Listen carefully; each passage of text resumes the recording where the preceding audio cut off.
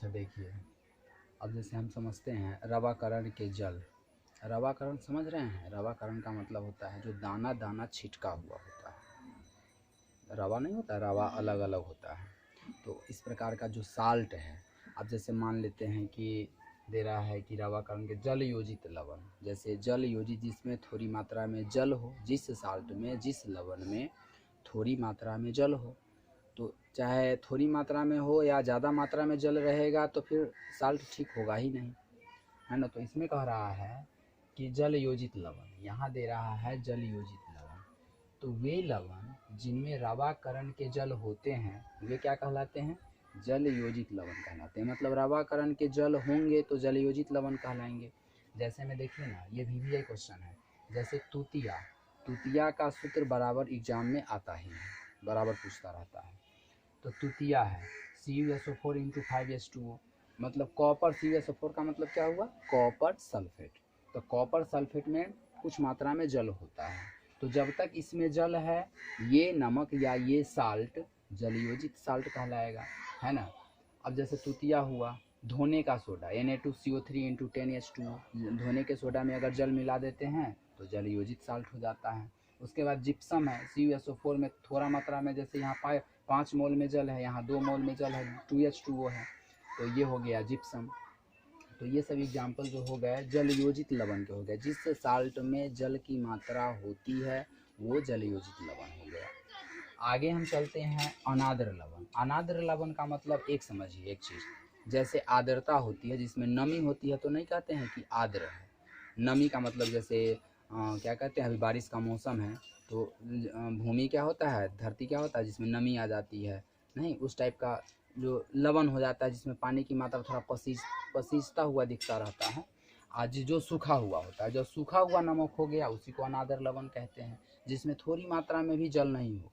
अब जैसे देखिए इसका डिफिनीशन क्या दिया हुआ है, जिन लवणों में रवाकरण के जल नहीं होते हैं, उसमें क्या था कि जिनमें वे लवण जिनमें रवाकरण के जल होते हैं जलयोजित लवण कहलाते हैं। इसमें क्या है, जिन लवणों में रवाकरण के जल नहीं होते हैं वे अनाद्र लवण कहलाते हैं। अनाद्र लवण का मतलब हाइड्रेटेड साल्ट, उसमें मतलब पानी की मात्रा होती ही नहीं है, बहुत होती ही नहीं है लगभग। अब देखिए वे हो गया जल नहीं हुआ तो अनाद्र लवण हुआ, उसमें नमी थोड़ी भी नहीं होती है, आर्द्रता नहीं होती है। जैसे हम देखिए, अब इसको हम अनाद्र कैसे बनाएंगे? कोई भी जिसमें जल है, रवाकरण के जल हो, रवाकरण के जल है, उसको हम क्या करते हैं कि उसमें से जल को हमको हटाना है, तो सिंपल मेथड है। उसको क्या करेंगे, जैसे हम ले लेते हैं 5H2O में CuSO4 × 5H2O में तुतिया था, तुतिया को अगर गर्म कर देंगे तो क्या होगा, कॉपर सल्फेट अलग हो जाएगा और जल अलग हो जाएगा। तो जल जैसे ही अलग हुआ तो सूखा हुआ हो गया अनाद्र कॉपर सल्फेट, उसमें जल की मात्रा नहीं हुई इसलिए अनाद्र कॉपर सल्फेट हो गया। उसके बाद दूसरा है Na2CO3 × 10H2O, मतलब धोने वाला सोडा है ये। इसको गर्म किए तो Na2CO3 सोडियम कार्बोनेट अलग हो गया, जल अलग हो गया तो सूखा हो गया। तो ये क्या हो गया, अनाद्र लवण, अनाद्र साल्ट, इसको बोलते हैं हाइड्रेटेड साल्ट। अब आगे चलते हैं, एक होता है प्रस्वेद्य लवण। प्रस्वेद्य लवण क्या होता है, कुछ लवणों में जल के लिए अत्यधिक प्रीति होती है, कुछ लवणों में जल के लिए अत्यधिक प्रीति होती है तथा इन लवणों को वायु में खुला छोड़ देने पर ये वायु के जलवाष्प को अवशोषित कर पसीजने लगते हैं। ऐसा देखे हैं ना, जब तक साल्ट खरीद के लाई वैसे पैकेट में रहता है, ले आइए उसको डिब्बे में डाल दिएगा, अच्छा जगह पर है, सूखा जगह पर है, वहाँ पर नमी की मात्रा नहीं है तो वो साल्ट ठीक रहेगा, नमक ठीक रहेगा। थोड़ी भी नमी की मात्रा उसमें अगर उसको संपर्क में आएगा नमी से, कि बस क्या होगा, नमक ऐसा हो जाएगा, पसीजना शुरू हो जाता है। तो ऐसा साल्ट जो होता है वो पसीजने लगता है। तो वही बात कह रहा है कि कुछ लवणों में जल के लिए अत्यधिक प्रीति होती है तथा इन लवणों को वायु में खुला छोड़ देने पर ये वायु के जलवाष्प को अवशोषित मतलब सोख लेता है, सोख कर पसीजने लगता है। जो पसीजता हुआ लवण होता है, इस प्रकार के लवण को प्रस्वेद लवण कहते हैं। मतलब पसीजता हुआ लवण, है ना।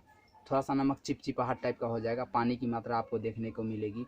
अब ऐसे सूखा नमक होगा एकदम रवा के जैसे नीचे लेता हुआ चला, जैसे ही पानी की मात्रा आती है तो कैसा हो जाता है, पसीजता हुआ हो जाता है, चिपचिप जैसे, मतलब कि सटा सटा सा हो जाता है। तो पसीजता हुआ लवण ही प्रस्वेद लवण कहलाता है। इसके एग्जाम्पल में हम जैसे ले लेते हैं अनाद्र कैल्शियम क्लोराइड, है ना। तो इस मतलब ये प्रकार हैं। तो लगभग रवाकरण के जल में हम क्या क्या पढ़ लिए, जलयोजित लवण आ गया, अनाद्र लवण आ गया, जल की मात्रा हो गई तो जलयोजित, जल की मात्रा नहीं हुई तो अनाद्र लवण। उसके बाद प्रस्वेद लवण है, पसीजता हुआ लवण, पसीजा हुआ लवण होता है, तो उस तरह का लवण हम उसको क्या बोलते हैं, उस तरह के लवण को हम प्रस्वेद लवण कहते हैं।